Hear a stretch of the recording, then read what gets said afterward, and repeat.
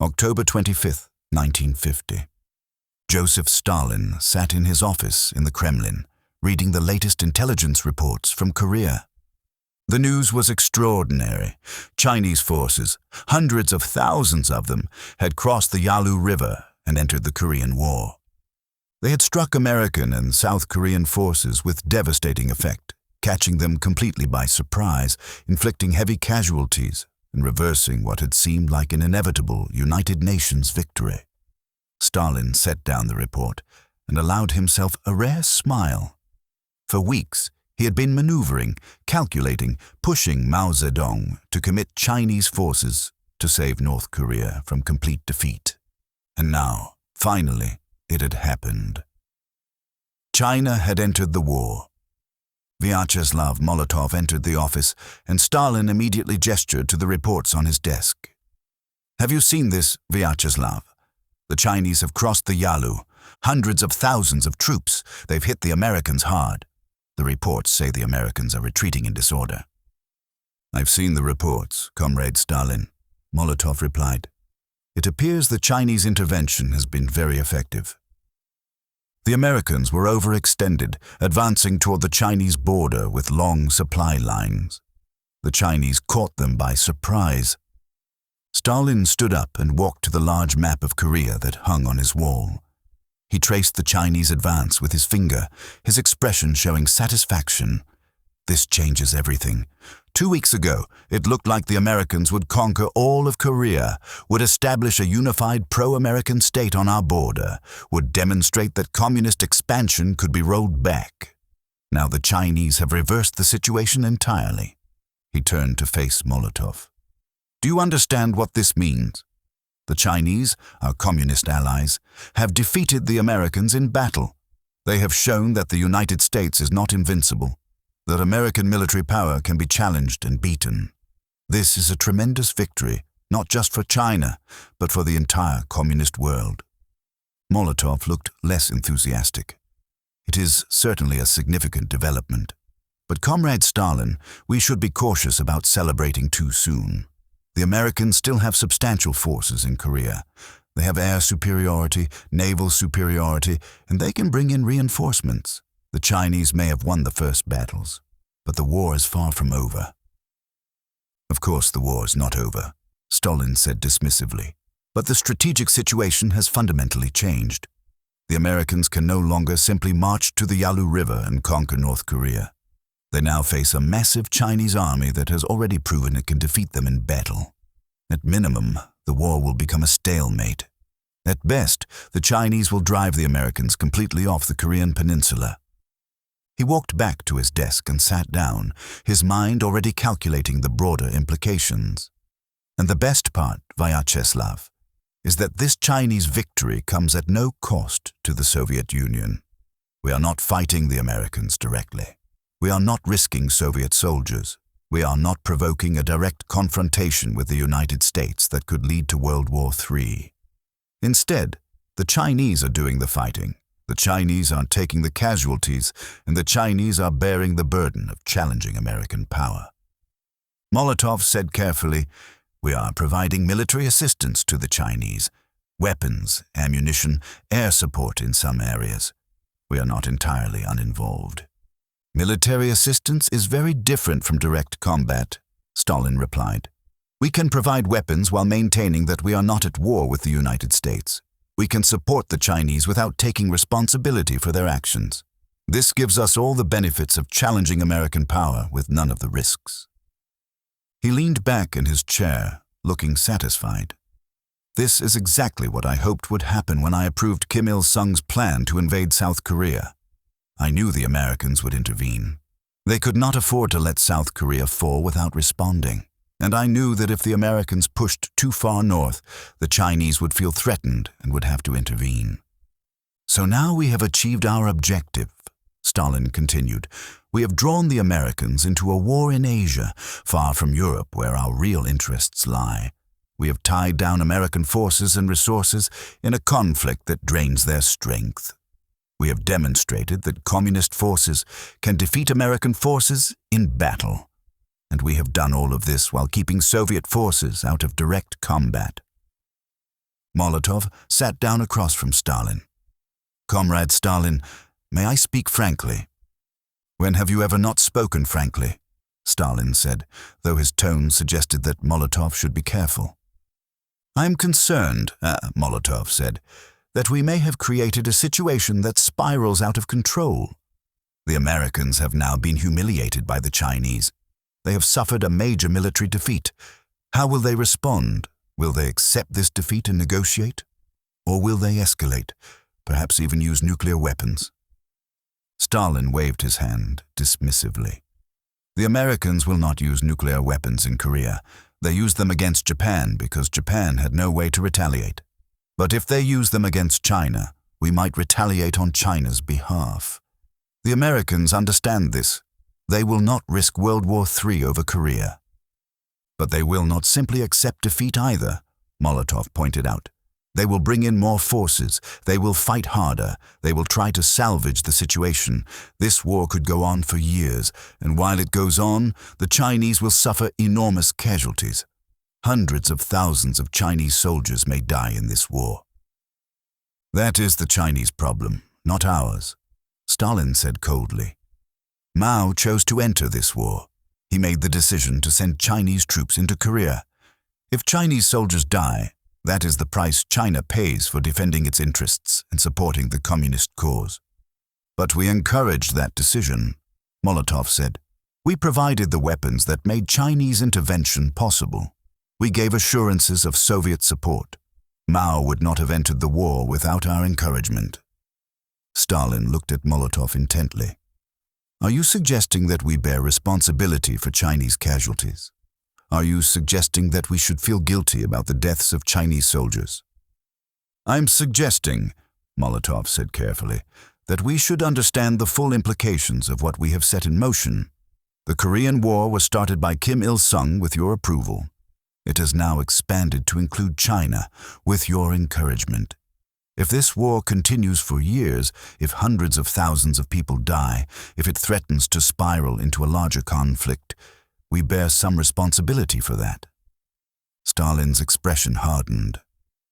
"Vyacheslav, I'm going to say something and I want you to listen carefully. The Korean War serves Soviet interests. It ties down American forces in Asia. It demonstrates that communist forces can defeat American forces. It shows the world that the United States is not invincible. These are valuable strategic achievements that advance the cause of international communism and enhance Soviet security. The fact that these achievements come at a cost, the fact that Korean and Chinese soldiers are dying, is unfortunate but necessary," Stalin continued. "We are in a global struggle with the United States, a struggle that will determine the future of the world.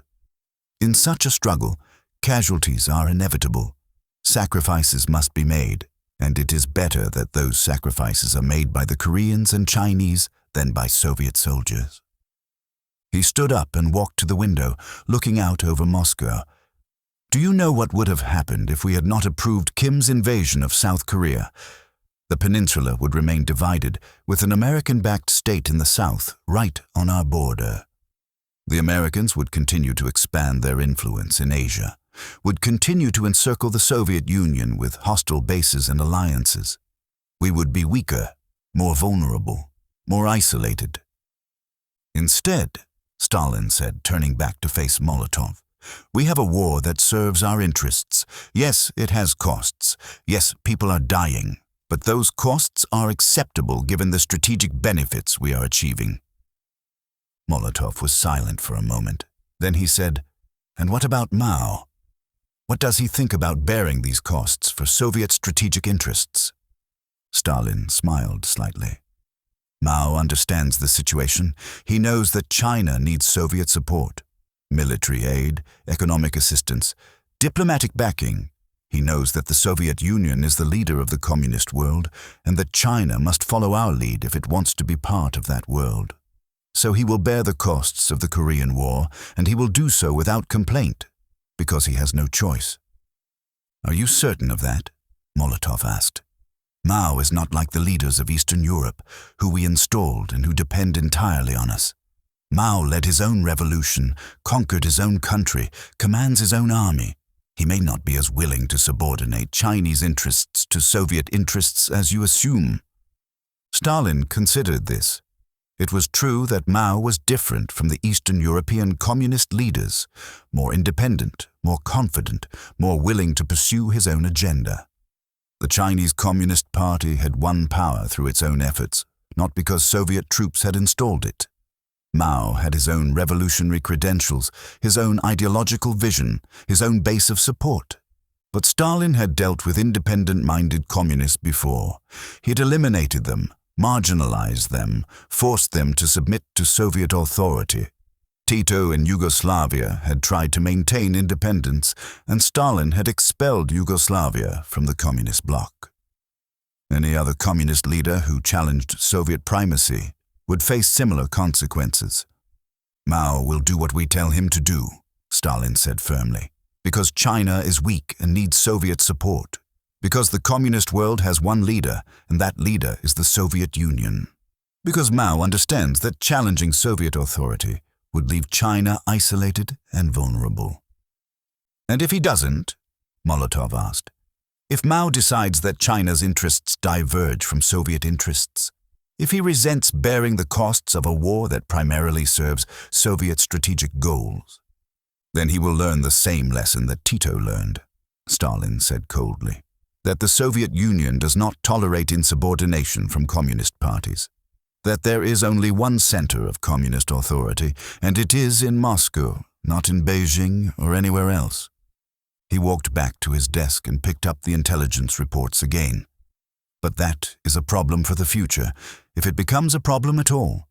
For now, Mao is doing exactly what we want him to do, sending Chinese troops to fight the Americans in Korea, bearing the costs of challenging American power, serving Soviet strategic interests. And the results, Stalin continued, gesturing at the reports, are excellent. The Chinese have defeated the Americans in battle. They have reversed the military situation in Korea. They have demonstrated that communist forces can stand up to American military power. This is exactly what we hope to achieve. Over the following days, more reports arrived from Korea, confirming the scale of the Chinese intervention. Hundreds of thousands of Chinese troops, some estimates suggested as many as 300,000, had crossed the Yalu River and struck American and South Korean forces across a wide front. The Chinese tactics were effective. They attacked at night, used the terrain to their advantage, infiltrated behind enemy lines, and overwhelmed isolated units with superior numbers. The Americans were in full retreat, abandoning the territory they had captured in North Korea, falling back toward the 38th parallel that had originally divided North and South Korea.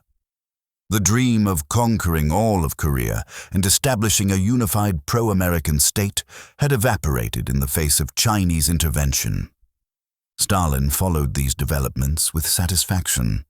He met regularly with his military advisors to discuss the situation, to analyze the Chinese tactics, to calculate the strategic implications.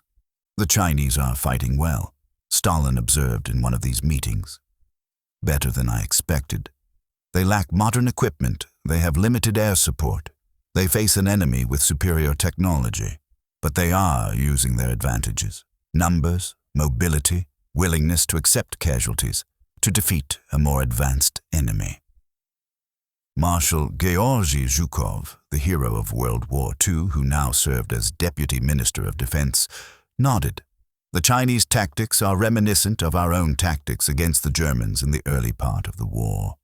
When we lacked equipment and training, we used mass and maneuver to compensate. The Chinese are doing the same. And it's working, Stalin said. The Americans are retreating. Their vaunted military power is being defeated by a peasant army from China. This is a tremendous propaganda victory for the communist world. But Comrade Stalin, another advisor said, the Americans will not accept this defeat easily.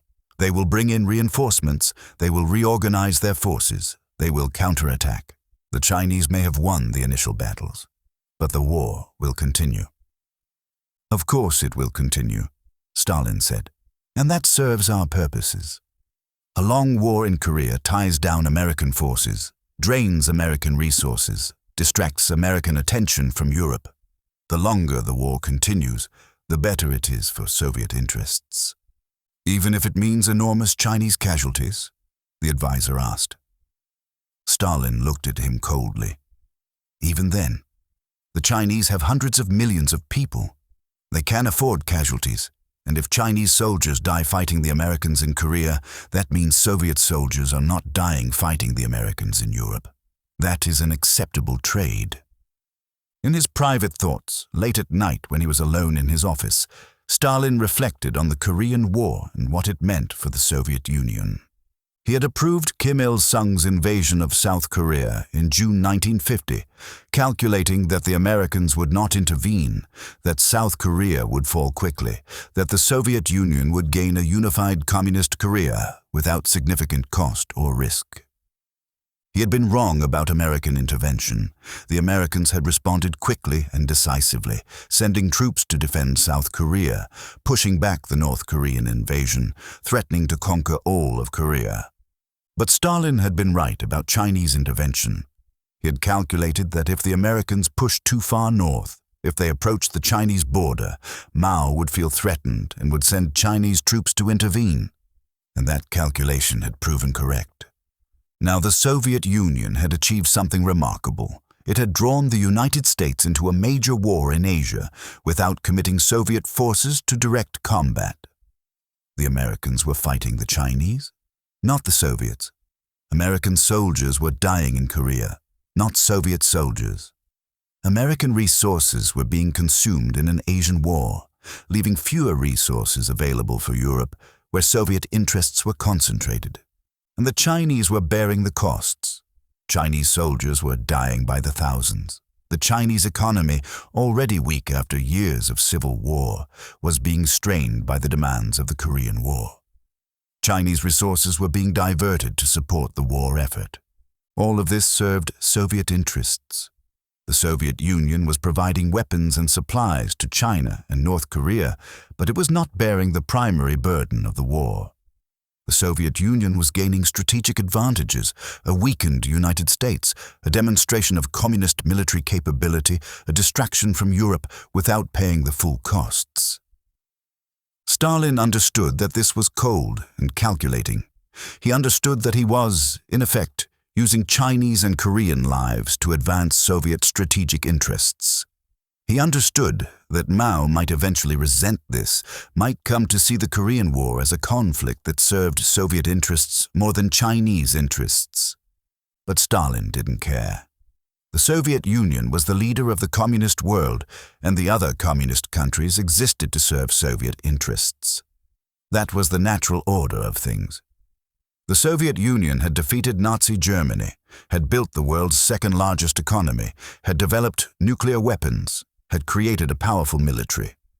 The Soviet Union had earned the right to lead the communist world, and the other communist countries had the obligation to follow. If that meant Chinese soldiers dying in Korea to advance Soviet strategic goals, so be it. That was the price of communist solidarity. That was the cost of challenging American power. That was the reality of international politics. Stalin had survived the revolution, the Civil War, the power struggles of the 1920s and 1930s, the Great Patriotic War. He had done whatever was necessary to accumulate power, to eliminate rivals, to build Soviet strength. He had ordered the deaths of millions of people, through collectivization, through the purges, through the war. A few 100,000 Chinese casualties in Korea were nothing compared to the costs he had already accepted in pursuit of Soviet power. And so, on October 25, 1950, learning that Chinese forces had entered the Korean War in massive numbers and had defeated American forces in battle, Stalin had said to Molotov, to his military advisors, to himself in his private thoughts, "This is perfect, absolutely perfect. The Chinese have entered the war. They are fighting the Americans. They are bearing the costs of challenging American power, and the Soviet Union benefits from all of this without paying the price." I knew this would happen. I knew that if the Americans pushed too far north, Mao would have to intervene. I knew that Chinese national security interests would force China into the war, and I encouraged that intervention. I provided the weapons that made it possible. I gave Mao the assurances he needed to make the decision. And now Chinese soldiers are dying in Korea instead of Soviet soldiers. Chinese resources are being consumed instead of Soviet resources. China is bearing the burden of fighting the Americans, while the Soviet Union reaps the strategic benefits. This is how international politics works. The strong use the weak to advance their interests. The leader of the communist world uses the other communist countries to achieve strategic goals. The Soviet Union benefits from Chinese sacrifices. Mao may eventually realize this. He may come to resent that China is bearing the costs of a war that primarily serves Soviet interests. He may come to question Soviet leadership of the communist world. But by then it will be too late. China will be committed to the Korean War, will have suffered enormous casualties, will be dependent on Soviet military aid to continue fighting. Mao will have no choice but to continue, to see the war through, to bear whatever costs are necessary. And the Soviet Union will benefit. The Americans will be tied down in Korea, unable to focus on Europe. American military power will be shown to be fallible, defeatable. The communist world will be emboldened by the Chinese victory over American forces. This is what I wanted when I approved Kim Il-sung's invasion of South Korea. This is the outcome I calculated and maneuvered to achieve.